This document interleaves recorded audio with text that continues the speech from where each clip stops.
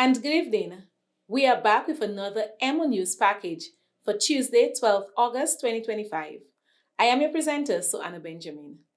In the headlines this evening, Casabru celebrates Grand Reunion, Flo launches youth-focused initiatives honoring two Dominican icons, Barbados and India sign major agreement to build modern coconut processing plant, and Israel strike kills Al Jazeera journalists in Gaza.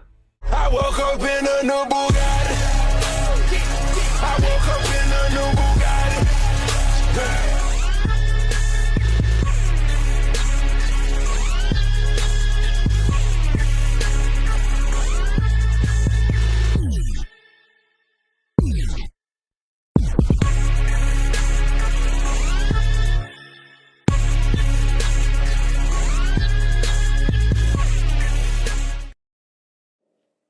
And first up in local news, the Casabru community is buzzing with family and friends who have traveled from all over the world to their native place of birth to celebrate the 2025 Grand Reunion, being held under the theme C'est Place Nous, which means it is our place. Highlights of the reunion includes a grand gospel concert which was held on Sunday night, a banquet and awards dinner which will be held on Friday night, a beach day with a broth competition to be held on Saturday, and a car show and village expo to close off the week. The reunion will run from the 10th to the 17th of August. And the government of Dominica is currently implementing major lighting upgrade works at the Winter Park Sports Stadium. The lighting project is to the tune of $13.8 million and is being financed through the Dominica Lotteries Commission. This project reinforces the government's commitment to the advancement of sports at the national level. Flo Dominica has launched two initiatives to support young Dominicans: the Thea von Gadsden's Flo Sports Scholarship for secondary school student athletes and the Ferdinand Frampton Flo Award and Internship for Dominica State College students in marketing and communications. Thea for Gadsden Flo Sports Scholarship celebrates secondary school student athletes who excel both in the classroom and on the field. The Ferdinand Frampton Flo Award and Internship celebrates the legacy of Ferdinand Frampton, a beloved Flo colleague and pioneer in Dominican media and communications. The scholarship offers free broadband, a $1,500 grant, and mentorship, while the award includes a paid internship and career coaching. Flo says the programs honor Olympic gold medalist Thea von Gadsden and the late marketing pioneer Ferdinand Frampton, reflecting the company's commitment to youth empowerment. Application closes on August 25, 2025. To apply, visit Flo Dominica's Facebook or Instagram page and submit applications via email or in person at Flo Rosso office. And now for some exciting news. The much anticipated Flavors of the World Festival is back and promises to be bigger and better for its second edition. Scheduled for September 28, 2025, the festival will once again bring together vibrant cultures, captivating live performances, and unforgettable experiences for all attendees.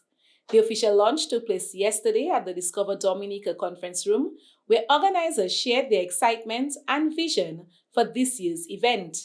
They emphasized the festival's role in showcasing cultural diversity, promoting unity, and providing an immersive experience for locals and visitors alike. With its mix of music, dance, cuisine, and cultural displays, the Flavors of the World Festival continues to cement itself as a must-attend celebration on Dominica's events calendar. Let's hear what the organizers have in store for this year's Flavors of the World Festival. As we step into this vibrant celebration, I invite you to do more than just taste. I invite you to experience. Dive deep into the stories behind every dish, every rhythm, and every smile. Support our farmers who nurture the land, our chefs who craft with passion, and our artists who breathe life into culture. So share those memories widely, because when you share, you amplify the spirit of Dominica far beyond the festival grounds. The Flavors of the World Festival, a family event, is a powerful movement that unites cultures, uplifts our economy, and shines a global spotlight on the heart and soul of the nature island. Dominica joins the world in celebrating International Youth Day today, Tuesday, August 12, 2025. In his address, Minister of State responsible for Youth and Sports, Senator Honorable Oscar George, delivered a powerful message celebrating the energy and creativity of young people. Each year carries a theme that links youth action to sustainable development goals. The world's blueprint for ending poverty, protecting the planet, and ensuring peace and prosperity for all. This year's focus reminds us that youth are not just beneficiaries of development, they are essential partners in achieving it. Whether in education, climate action, entrepreneurship, or innovation, the voice and vision of young people are shaping the future we all share. The minister highlighted the government's commitment to investing millions into programs that equip young people with skills and connect them to opportunities. The 2025-2026 national budget is not just about numbers on paper. It is a blueprint for opportunity. It places millions of dollars directly into programs that equip you with skills, connect you to jobs, and continue to open pathways in agriculture, in tourism, technology, sports, culture, and entrepreneurship.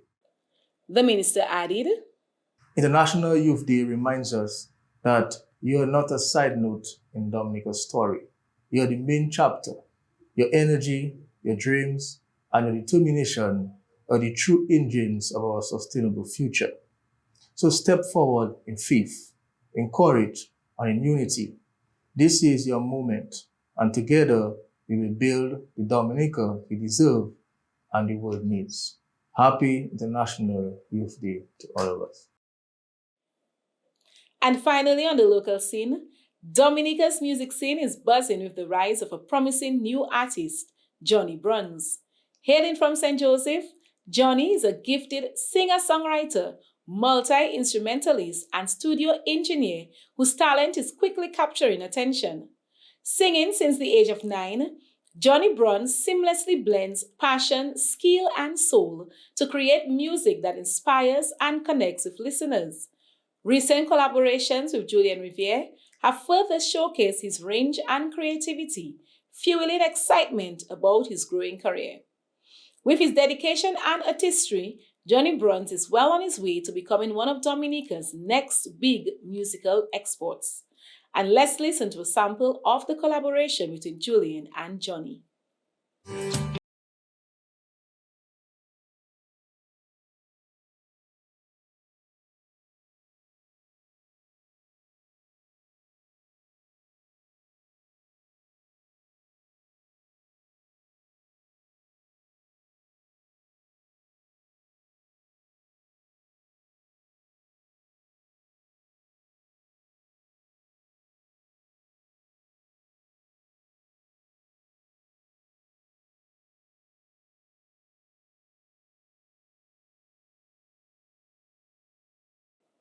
And regionally, the Dominican Republic and the Florida Caribbean Cruise Association, FCCA, have formalized a presidential strategic partnership agreement, reinforcing the country's growing leadership in Caribbean cruise tourism. The signing, which included President Luis Abinader, Tourism Minister David Collado, and FCCA President Adam Cicerano, celebrates the Dominican Republic's exceptional growth in the sector and confirms the country as host of the prestigious PAMAC Destination Summit 2026. Running through December 2026, the agreement aims to increase cruise passenger arrivals and investment while creating a national strategy to employ Dominican talent in the cruise industry. The agreement also facilitates private meetings with cruise executives to develop local services, products, and sourcing opportunities. This partnership reflects the Dominican Republic's strong momentum in cruise tourism, said Cicerano, praising the country's commitment to long-term growth and global competitiveness. And Barbados and India have signed a major agreement to build a modern coconut processing plant in Barbados. The deal was sealed at Pelican House in St. Michael, with senior officials from both countries attending. The project is part of Barbados' plan to re-industrialize and expand its agro-processing sector. Export Barbados CEO Mark Hill said the investment will use Indian technology and create full value chains for coconut products. He thanked India for its support and hinted at more partnerships ahead. Meanwhile, Industry Minister Jonathan Reed said the collaboration could extend into digital and payment technologies, where India is a leader. Indian High Commissioner Subhash Gupta said the plant will be the first of its kind in Barbados, producing coconut water and pulp. He invited a Barbadian team to visit Kerala, a major coconut growing region in India, for training and exchange. And finally, CARACOM is pushing ahead with plans for a regional ferry network that could make sea travel between Guyana, Trinidad and Tobago, Barbados, and other Caribbean islands cost less than US $100 per ticket. Barbados' Foreign Minister Kerry Simmons said the project aims to connect the islands for both goods and passengers, creating a more integrated economy similar to Europe's open travel system. The network would use RoPax vessels that carry vehicles and passengers, with possible stops in St. Vincent and the Grenadines, Dominica, and other states. Carry Cargo Inc., set up last year in Guyana, will operate the service. The first vessel, Trinidad and Tobago's Galleon's Passage, can carry 400 passengers and 60 cars and has a cafeteria, bar, and VIP lounge. In Guyana, it will run out of Parica in Region 3. Supporters say the ferry system could boost tourism, food security, and business opportunities while making regional travel cheaper and more practical. And in international news, US President Donald Trump has said homeless people must move out of Washington, D.C. as he vowed to tackle crime in the city and to make the city safer and more beautiful than it ever was before. But Mayor Muriel Bowser pushed back against the White House, likening the American capital to Baghdad in Iraq. She said any comparison to a war-torn country is hyperbolic and false. The mayor added that the city is not experiencing a crime spike. The president signed an order last month making it easier to arrest homeless people, and last week ordered federal law enforcement into the streets of Washington, D.C. And an Israeli strike in Gaza City late Sunday night killed 7 people, including at least 4 journalists from the news network Al Jazeera. The Israeli military said it targeted and killed Al Jazeera correspondent Anas al-Sharif, a prominent journalist who has extensively covered the war from inside Gaza, after accusing him of leading a Hamas cell, an allegation al-Sharif had previously denied.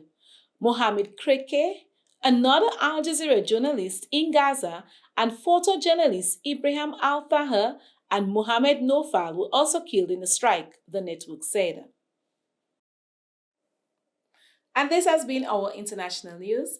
Stay tuned for sports after this short message. Let Instacash help you get the kids ready for school with the DNL Back to School Instacash promotion. For every Instacash ticket purchased, your ticket could say you've won cash. Oh, really? You've won groceries, or you've won school supplies instantly. One lucky customer will win $5,000. Promotion runs from August 8th to the 11th of September 2025. Instacash tickets are available from all lottery agents island-wide. It's fast, it's easy, and you win instantly. Instacash, let me play.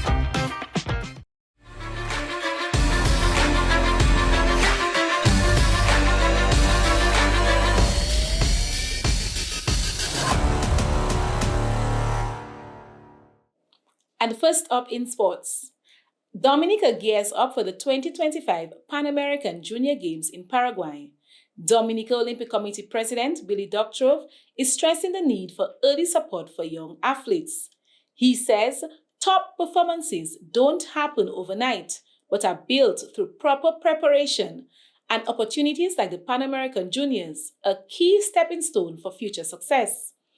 Dr. is calling on the private sector to invest in athletes year-round, ensuring they have the resources and environment to excel.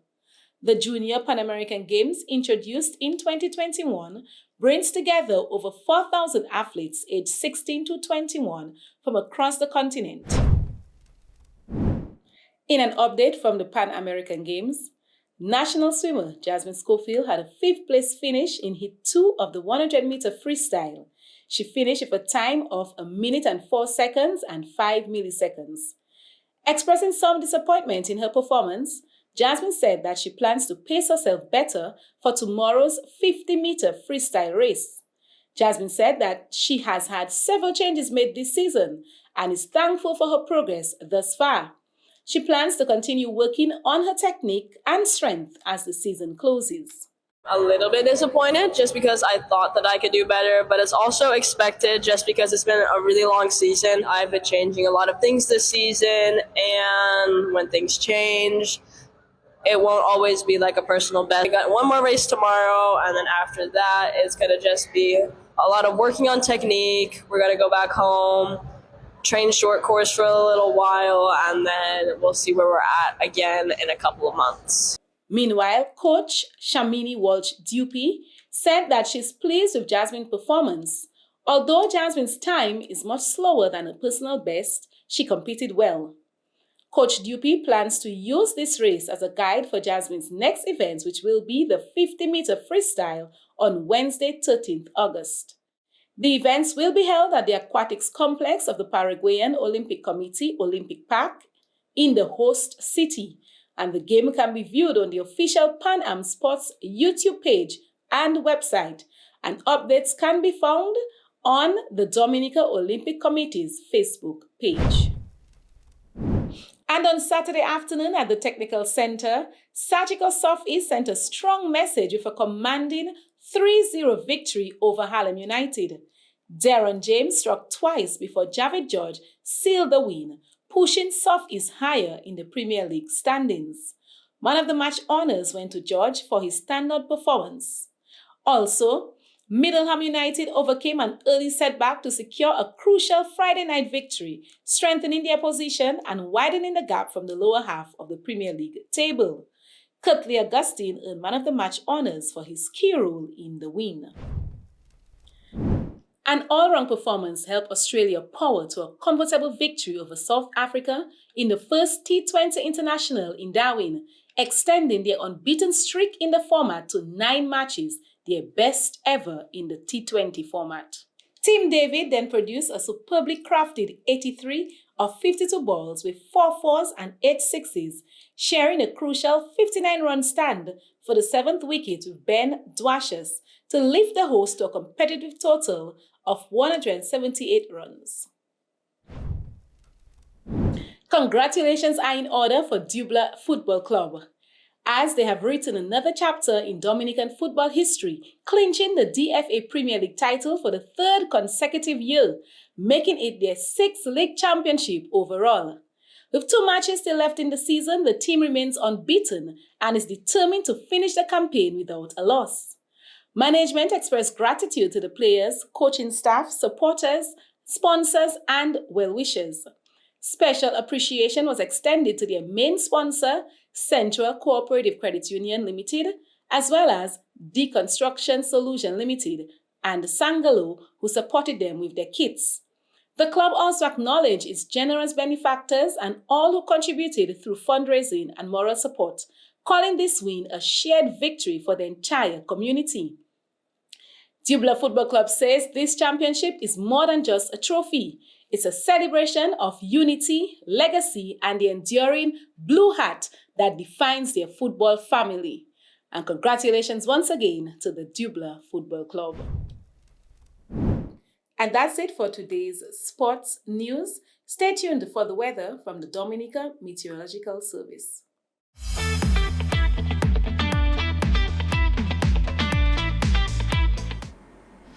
Hello, good day, and welcome to Weather Broadcast for today, Tuesday, August 12th. I am your presenter, Annie Correct Joseph. Now, let's begin by taking a look at Tropical Storm Erin, located in the central tropical Atlantic. Erin is currently moving towards the west near 22 miles per hour. At 5 a.m., the maximum sustained winds of Erin was near 45 miles per hour. Some further strengthening is forecast as Erin crosses the Atlantic to even become a major hurricane. Erin is expected to track north of the Lesser Antilles by Saturday. Let's take a look at the satellite imagery. We can see a circulation of Erin, and we can also see the eye of Erin. Erin clouds are a bit scattered at the moment. However, some tightening is expected as Erin strengthens into a hurricane and tracks towards the area. Interest in the Lesser Antilles, especially the Leeward Islands, you are advised to monitor the progress of Erin. Across Dominica and the Lesser Antilles today, the Atlantic high pressure system is the dominant feature. We have some low-level clouds drifting across the area, and this resulted in partly cloudy to cloudy skies on the east of the island, while the western areas experience mainly fair skies. Radar image indicated no shower activity across Dominica during the morning. Currently, moderate to unhealthy levels of Saharan dust is across the Lesser Antilles, and this is expected to linger into tomorrow, Wednesday. People with respiratory sensitivities, you are advised to take the necessary precaution to protect your health. Mariners, if you're venturing out to sea, expect a reduced visibility. As such, carry along navigational devices with you. An improvement in conditions is expected as we move into Wednesday afternoon. Conditions for tonight: fair to partly cloudy skies with a few showers can be expected. Hazy conditions expected to continue with some breezy conditions. However, please note this haze is expected to keep the night warm, with temperatures going down to about 25 degrees Celsius on the western and eastern coast. The interiors up to about 23 degrees Celsius tonight. Winds generally coming from the northeast, peaking to near 35 kilometers per hour. Tomorrow, again, partly cloudy skies with some showers. Temperatures to peak to near 34 degrees Celsius on the west coast, about 31 on the east and 27 in the interior. Winds generally coming from the northeast, peaking to near 35 kilometers per hour. A reduction in haze can be expected by tomorrow afternoon. Sea conditions slight to moderate in open water, with waves picking up to 7 feet on the east coast. The high tides tomorrow will be at 7:14 a.m. and the second at 7:22 p.m., while our low tides will be at 12:58 a.m. and 1:09 p.m. Let's take a look at conditions for the next 3 days. Tomorrow, Wednesday, partly cloudy skies with a few showers. As we move into Thursday and overnight, you expect to see an increase in shower activity with clouds. And on Friday, partly cloudy to cloudy skies with some scattered showers. Temperatures to peak near 34 degrees Celsius tomorrow, Wednesday, about 33 on Thursday, and increasing to about 35 degrees Celsius on Friday. Temperatures in the nights to cool to about 24 degrees Celsius. Winds on Wednesday coming from the northeast near 35 kilometers per hour. On Thursday, a switch from the southeast peaking to near 20 kilometers per hour, a reduction in wind speeds, and a further reduction to light and variable winds on Friday. Now, with light and variable winds, high daytime temperatures, you expect to see some blow-ups in clouds during the afternoon with some moderate to heavy showers and some possible isolated thunderstorms. Marine conditions, seas peaking to near 7 feet on the east coast for the next 3 days. On Friday, as Erin moves closer to the region, mariners, you are advised to monitor for any progress of Erin. The sun will rise tomorrow at 5:50 a.m. and set at 6:30 p.m. For up-to-date information, you can follow our WhatsApp channel by scanning this QR code, and also you can follow us on Facebook and Instagram at Dominica Met, our website at weather.gov.dm. Thank you for viewing, and join us tomorrow for your next weather broadcast. Good day. And this has been EmoNews Package for Tuesday, 12 August 2025. I am your presenter, Soana Benjamin. Thank you for viewing.